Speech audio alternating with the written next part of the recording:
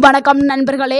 வயதானவர்களுக்கு பெரும்பாலானோருக்கு வரக்கூடிய பொதுவான பிரச்சனை கால்வலி, தலைவலி, நரம்பு இழுத்துதல், கால் சுண்டி இழுத்துதல். உங்க கால்களும் அப்படிதான் வலிக்குதா? நடக்க முடியலையா? அடிக்கடி நடக்க முடியலன்னு சொல்றீங்களா? அப்படின்னா இந்த வீடியோ உங்களுக்கானது தான். இன்னைக்கு நம்ம பார்க்க போறது 60 வயசுக்கு அப்புறம் கால்வலி வராத 4 அற்புத உணவுகளை தான் பார்க்க போறோம். கால் வலிக்கான உணவு பழக்கம் எப்படி இருக்கணும், நரம்பு மற்றும் எலும்புகளை பலப்படுத்தக்கூடிய சீக்ரெட், இது எல்லாத்தையும் பார்க்க போறோம். வீடியோவை கடைசி வரைக்கும் பாருங்க. உங்க கால்கள் கண்டிப்பாக பலம் பெறதுக்கு இந்த ஒரு வீடியோ யூஸ்ஃபுல்லா இருக்கும். கால்வலி ஏன் வருது? இதற்கான காரணத்தை ஃபர்ஸ்ட் தெரிஞ்சுக்குவோம். கால்சியம் மற்றும் விட்டமின் குறைபாடு. வயதான பின் எலும்புகள் மெலிந்துவிடும். சூரிய ஒளி குறைவு, பால் மற்றும் பால் பொருட்கள் சாப்பிடாத காரணங்களால கால்சியம் மற்றும் விட்டமின் டி குறைபாடு ஏற்படும். இதனால கை கால்கள் வலி ஏற்படும்.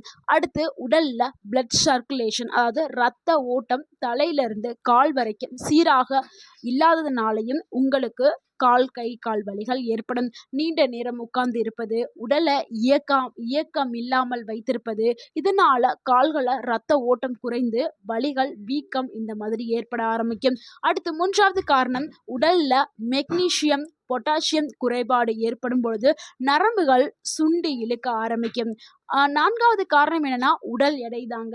ஒபிசிட்டி, அதிகமான எடை இருந்தால் எலும்பு மூட்டு மீது அதிக அழுத்தத்தை கொடுத்து உங்களுக்கு கை கால்கள் அதிகமாகவே வலி ஏற்படும், வீக்கம் ஏற்படும்.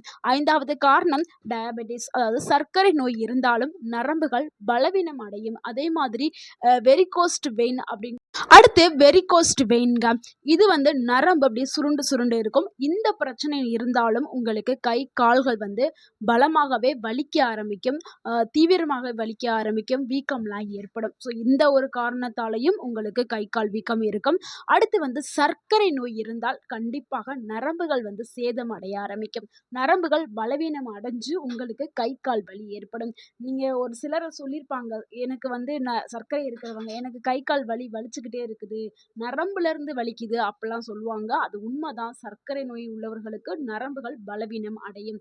அடுத்து நம்ம இப்ப பார்த்த இந்த 5 காரணங்கள்ல ஏதாவது ஒரு காரணங்களால தான் உங்களுக்கு கண்டிப்பா கால் கை வலி இருக்கும், வீக்கம் இருக்கும். இப்ப உங்களுக்கு தெரிஞ்சிருக்கும் எந்த காரணத்தினால கை கால் வலி இருக்குது அப்படிங்கிறத நீங்க மறக்காம கமெண்ட்ல உங்களுடைய கருத்தை பகிருங்க. அடுத்து உங்களுடைய கால்களை ஆரோக்கியமா வைக்கிறதுக்கு 3 பொருள் ரொம்பவே முக்கியம். ஒன்று உணவு, ஒன்று அடுத்து உடற்பயிற்சி, அடுத்து தண்ணிங்க. இது 3மே ரொம்ப ரொம்ப முக்கியமானது, தேவையானது. அப்பதான் உங்களுடைய கால்களை நீங்க ஆரோக்கியமாக வச்சிருக்க மட்டும். வெறும் உணவு மட்டும் எடுத்தா போதாது, உடற்பயிற்சி ரொம்பவே அவசியம். அது கூடவே தண்ணியும் அவசியம். ஸோ நம்ம கால் வலியை குறைக்கக்கூடிய அந்த 4 அற்புதமான உணவுகள் என்ன அப்படிங்கிறத பார்த்துடலாம். நம்ம முதலாவதா பார்க்கக்கூடிய உணவு முருங்கைக்கீரை தாங்க. இதை இங்கிலீஷ்ல மொரிங்கா லீவ்ஸ் அப்படின்னு சொல்லுவோம். இது நரம்பு பலம் மற்றும் கால்சியத்தை அதிக அளவுல கொடுக்கக்கூடியது.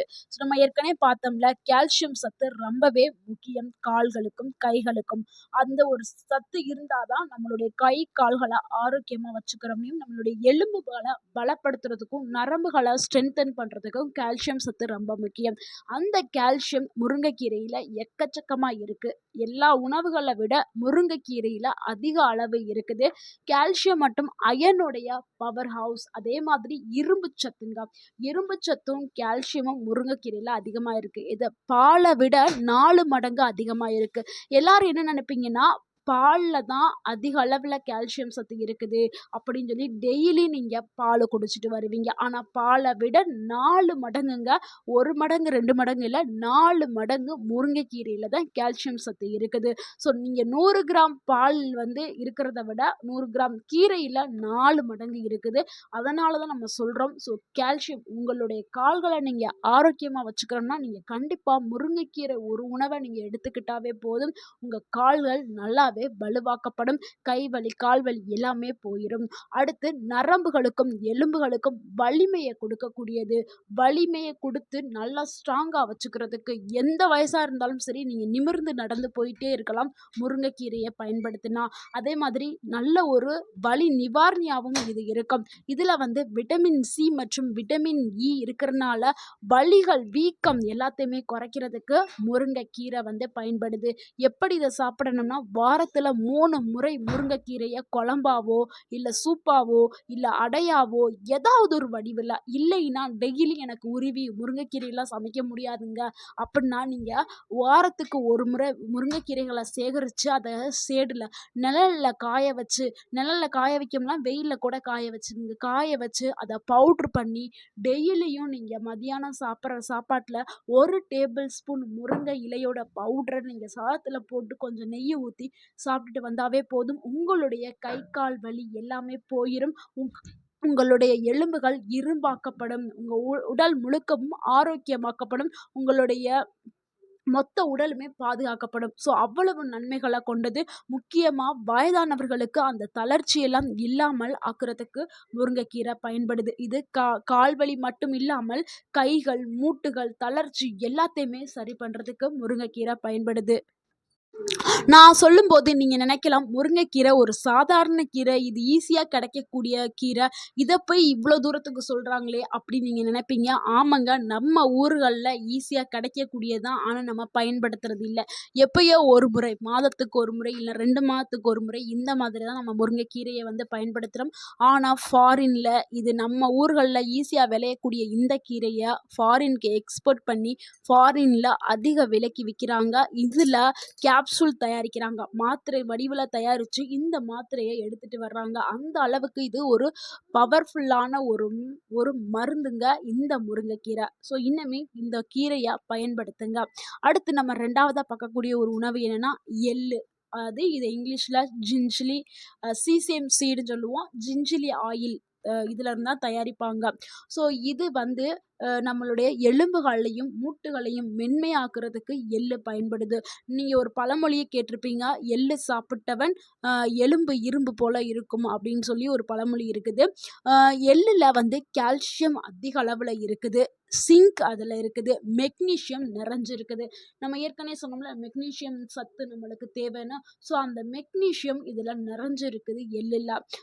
எள்ளுல அதே மாதிரி ஒமேகா 3 ஃபேட்டி ஆசிட் இருக்கிறதுனால ஜாயிண்ட் அந்த இதுக்கு நல்ல ஒரு லூப்ரிகேஷன் அதிகப்படுத்துறதுக்கு எள்ளு வந்து பயன்படுது. இது ரத்த ஓட்டத்தை சீரா வச்சிருத்து நரம்பு பிடிப்புகள், சிலருக்குலாம் நரம்பு பிடிப்பு இருக்கும். அந்த நரம்பு பிடிப்புகள் எல்லாத்தையும் சரி பண்றதுக்கு எள்ளு பயன்படுது. இது எப்படி சாப்பிடணும், அந்த சாப்பிட்ற முறைய பார்த்துடலாம். காலையில வெறும் வயிற்றுல நீங்க 1 டேபிள் ஸ்பூன் எள்ள நீங்க அப்படியே சாப்பிடலாம். நீங்க வறுத்து வச்சிருந்தாலும் சரி, இல்ல நைட்டு 1 டேபிள் ஸ்பூன் எள்ள எடுத்து நைட்டு தண்ணியில ஊற வச்சு காலையில வெறும் வயிற்றுல சாப்பிட்டாலும் சரி, அது உங்களுடைய ஆப்ஷன். அடுத்து வந்து நீங்க அப்படி இல்ல அப்படின்னா, நீங்க 1 டேபிள் ஸ்பூன் நல்ல எண்ணெய வந்து எடுத்துக்கலாம் சாப்பாடுல. ஸோ அந்த மாதிரி எடுத்துக்கலாம். இல்லைன்னா எள்ளுல செய்த ஸ்நாக்ஸோ இல்ல பொருளோ, இப்போ எள்ளுல வந்து எள்ளு லட்டு, எள்ளு பொடி, எள்ளு சாதம் இது எல்லாமே நிறையா இப்போ ஃபேமஸ் ஆயிட்டுருக்குது. ஏன்னா எள்ளு வந்து ஒரு ஹெல்த்தியான உணவுன்னு தெரிஞ்சனால நிறையா வந்து டிஃப்ரெண்ட்டாக செஞ்சிட்ருக்காங்க. எள்ளு அடை, எள்ள நீங்க நல்லா வறுத்துட்டு அத நீங்க பவுடர் பண்ணி ஸ்டோர் பண்ணி வச்சுட்டு, நீங்க சாதத்துல போட்டு சாப்பிடலாம். இல்லன்னா பாலுல 1 டேபிள் ஸ்பூன் எள்ளு பவுடர நீங்க கலந்து குடிச்சிட்டு வந்தா போதும். உங்களுடைய எலும்புகள் இரும்பாக்கப்படும். எள்ளு ரொம்பவே ஒரு ஹெல்த்தியான உணவு.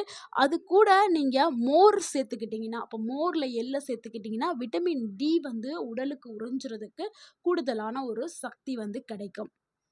சிலருக்குலாம் பாதங்களெல்லாம் வலி ஏற்படும். அவங்கெல்லாம் கால்கள்ல வலி இருந்தாலும் சரி, மூட்டுகள்ல வலி இருந்தாலும் சரி, அவங்க காலையில நீங்க எந்திரிச்சதும் என்ன பண்றீங்கன்னா, எங்க வலி இருக்கோ அங்க வந்து நீங்க இந்த எள்ளு எண்ணெய எடுத்து அத லைட்டா ஒரு 2 ட்ராப்ஸ் விட்டுட்டு, அதுல ஒரு 5 நிமிஷம் நீங்க மசாஜ் பண்ணீங்கன்னா, உங்களுக்கு பிளட் சர்க்குலேஷன் வந்து அதிகப்படுத்தும். அதாவது ரத்த ஓட்டம் சீரா இயங்க ஆரம்பிக்கும் கால்களுக்கு.